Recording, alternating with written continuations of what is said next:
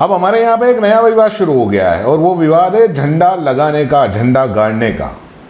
जमाना आगे से आगे निकलता जा रहा है, लेकिन हम हैं कि कुछ समझने को तैयार नहीं है। किसी ज़माने में राजा महाराजा होते थे ना, जो एक राज्य से दूसरे राज्य अगर फतेह करते थे तो उनका प्रतीक होता था झंडा लगाना या झंडा गाड़ना। लेकिन अब यहाँ प्रतिमाओं और किले पर झंडा लगाना और उतारने का चलन चल पड़ा है। आमागढ़ वाला विवाद तो आपको पता ही होगा। आमागढ़ का किला, वहाँ की मंदिर में मूर्तियाँ, फिर मूर्तियाँ खंडित होना, फिर भगवा झंडा लगाना, उसके बाद में झंडा उतारना और फिर वापस से उस भगवा झंडे को उतारना, और ये सारा विवाद। और अब ये विवाद और ये सारा मसला अब धीरे धीरे बढ़ता जा रहा है। पहले आमागढ़ पे हुआ था, अब यहाँ उदयपुर में रेती स्टैंड पर आदिवासी दिवस के दिन ये झंडा विवाद फिर से आ गया। वही भगवा, फिर आदिवासियों का विरोध। बात है दरअसल 9 अगस्त आदिवासी दिवस की, और यहाँ उदयपुर में शुरू हुआ राणा पूंजा यानी कि भीलू राणा, जो कि महाराणा प्रताप के सेना के सहयोगी रहे हैं, उनकी प्रतिमाओं पर माल्यार्पण करने का दौर शुरू हुआ। वैसे आपको बता दूं कि हमारे यहाँ पर जितने भी महापुरुष हैं, उन महापुरुषों को सिर्फ साल में 1 या 2 बार कुछ खास मौक़ों पर ही हम याद करते हैं, वो भी राजनीतिक फायदे लेने के लिए। बाकी इससे ज़्यादा कुछ होता नहीं। वहाँ जाते हैं, माल्यार्पण करते हैं और फिर भूल जाते हैं। तो राणा पूंजा भी आदिवासी दिवस के मौके पर राणा पूंजा की मूर्ति पर, जितनी भी मूर्तियाँ जहाँ जहाँ पे बनी हुई हैं, वहाँ पर माल्यार्पण का दौर शुरू हुआ। उसी में से एक है रेती स्टैंड, उदयपुर रेती स्टैंड पर मूर्ति। भाजपा के नेता कार्यकर्ता रेती स्टैंड पर आए और वहाँ स्थित भीलू राणा की प्रतिमा पर माल्यार्पण किया और एक बड़े लंबे पोल पर भगवा झंडा लगा दिया। और वहीं पर जो मौजूद थे, या कुछ देर बाद वहाँ पर भारतीय आदिवासी महासभा के कार्यकर्ता जो आए और वो विरोध में उतर गए। दोनों गुटों में हाथापाई की नौबत भी आ गई। प्रशासन ने काफ़ी समझाइश की और आखिर करीब 7 घंटे तक विरोध चलता रहा और दोपहर 3 बजे भगवा झंडा हटा दिया गया। मामले को लेकर आदिवासी महासभा के सदस्यों ने भाजपा के पूर्व पार्षद भेरूलाल मीणा सहित अन्य लोगों के खिलाफ मारपीट का मुकदमा दर्ज कराया। महासभा ने भाजपा के उदयपुर ग्रामीण विधायक फूल सिंह मीणा को भी इस घटनाक्रम का जिम्मेदार ठहराया।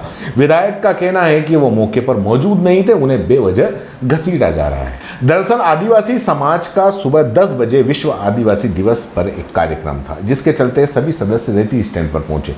इसी दौरान भाजपा कार्यकर्ताओं की ओर से लगाए जो झंडा लगाया गया था, उसके बाद में ये मामला और गर्म हो गया। सूचना मिलने पर एडीएम सिटी अशोक कुमार, हिरणमगरी और सवीना थाना के जो अधिकारी और जाप्ता, वो भी मौके पर पहुंचे। काफ़ी देर तक समझाइश का दौर चला। Doctor Ambedkar memorial welfare society के जिला महासचिव एडवोकेट PR सालवी, आदिवासी क्रांति मंच के सुरेश खटारा, आदिवासी एकता परिषद की साधना मीणा, भीम आर्मी के अध्यक्ष कुंदन खोकावत, CPM के हीरालाल सालवी, गणपति सालवी, CPI के महेश जोशी, एडवोकेट सुभाष श्रीमाली आदि सभी ने आदिवासी युवाओं के साथ मारपीट करने की निंदा की। भाकपा माले के चंद्रदेव ओला का कहना है कि संघ और भाजपा का फांसीवादी चरित्र उजागर हुआ है, जो देश के लोकतंत्र और संविधान में विश्वास नहीं करता।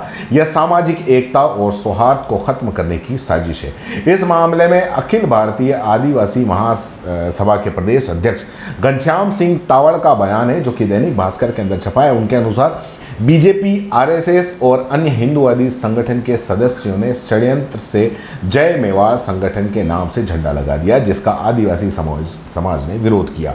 हम हर साल आदिवासी दिवस का त्यौहार मनाते हैं, लेकिन भगवा झंडा आदिवासी परंपरा और संस्कृति के खिलाफ है, जिससे समाज की धार्मिक भावनाएं आहत हुई हैं। जबकि ग्रामीण विधायक फूल सिंह मीणा की मौजूदगी में भाजपा के पूर्व पार्षद भेरूलाल मीणा आदि ने महासभा के महासचिव सुरेश मीणा और अन्य सदस्यों पर जानलेवा हमला किया।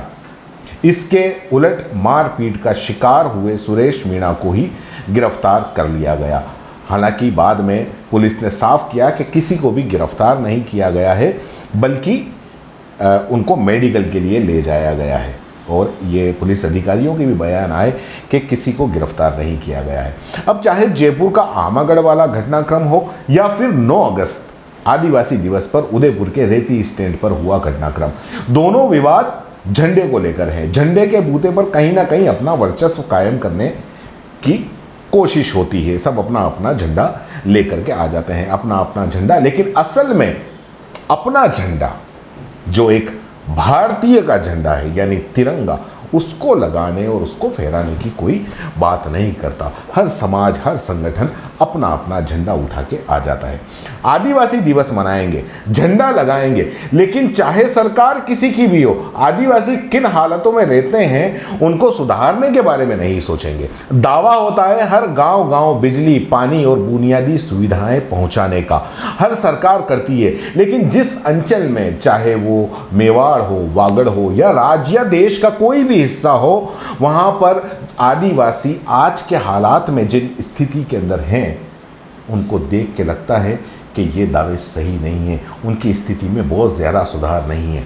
महामारी आई, लॉकडाउन लगे, 3-3 महीने, 4-4 महीने तक के लॉकडाउन लगे, पूरे काम धंधे ठप हो गए, बड़े बड़े व्यापारियों के धंधे ठप हो गए।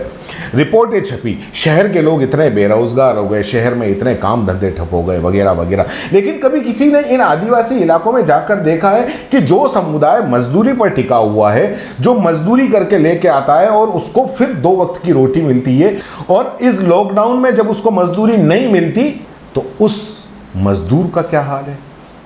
हाँ, आदिवासी दिवस आएगा तो साहब बड़ी बड़ी बातों वाली ये सभाएं जरूर होंगी, अपने अपने झंडों से अपना अपना वर्चस्व कायम करने के लिए सब पहुंच जाएंगे। हर पार्टी का नेता आदिवासी के उत्थान की बात करता है ना। मैं सभी पार्टियों की बात कर रहा हूं, किसी एक पार्टी की बात नहीं कर रहा हूं, सभी राजनीतिक पार्टियां की बात कर रहा हूं कि सभी आदिवासियों के उत्थान की बात करते हैं। और उन्हीं से मैं आज एक सवाल करना चाहता हूं कि आज़ादी के बाद आदिवासियों के उत्थान के लिए या उनके विकास के लिए जो काम जमीनी स्तर पर जितने होने चाहिए थे, क्या वो हुए? इसका जवाब आप अपने ही क्षेत्र के एक आम आदिवासी परिवार की आंखों में आंखें डालकर दे देना। अगर नहीं दे सको तो अपनी आंखें उसी परिवार के इर्द गिर्द, उसकी चारों तरफ की स्थिति को निहार कर देख लेना। जवाब आपको मिल जाएगा। और जब जवाब देने की स्थिति में आप हो ना कि हाँ हुए हैं, तब फिर मर्जी हो वो झंडा लगा देना, लाल, पीला, हरा, नीला, केसरिया, सफ़ेद, जो मर्जी हो वो लगा देना। जय हिंद, जय भारत। दोस्तों, सीबीसी न्यूज आपके सहयोग से लगातार बढ़ता जा रहा है। स्वतंत्र पत्रकारिता का सहयोग करने के लिए आपका धन्यवाद। सबसे पहले तो जिन लोगों ने हमारे चैनल को सब्सक्राइब नहीं किया है, तो पहले सब्सक्राइब करें, जिसका कोई शुल्क नहीं लगता और बड़ा आसान है। बस नीचे दिख रहे लाल सब्सक्राइब के बटन को दबाना है और पास में दिख रहे बेल आइकन को भी दबाना है, ताकि आपको अपने सीबीसी न्यूज के हर अपडेट्स मिल सके। हमारे इंस्टाग्राम पेज और फेसबुक पेज को भी लाइक करें, फॉलो करें, वहां पर भी आपको मिलती है तरह तरह के अपडेट्स। हम पूरे राजस्थान से आपके लिए लाते हैं वो खास खबरें जो आपके लिए जरूरी है, और वो भी पूरी बेबाकी के साथ। पत्रकारिता के इस मुश्किल दौर में आपकी आवाज जिम्मेदारों तक पहुंचाना ही हमारा लक्ष्य है, और ये आपके सहयोग के बिना संभव नहीं है। हमारा सहयोग करें, स्वतंत्र पत्रकारिता में अपना योगदान दें और ज्वाइन बटन पर जाकर सदस्यता लें, चाहे सबसे छोटी सहायता के रूप में ही क्यों न हो। जनता की बेबाक आवाज बने रहें, उसके लिए सहयोग आपको ही करना है। सब्सक्राइब करिए और ज्वाइन बटन पर क्लिक कर सदस्यता ग्रहण कीजिए।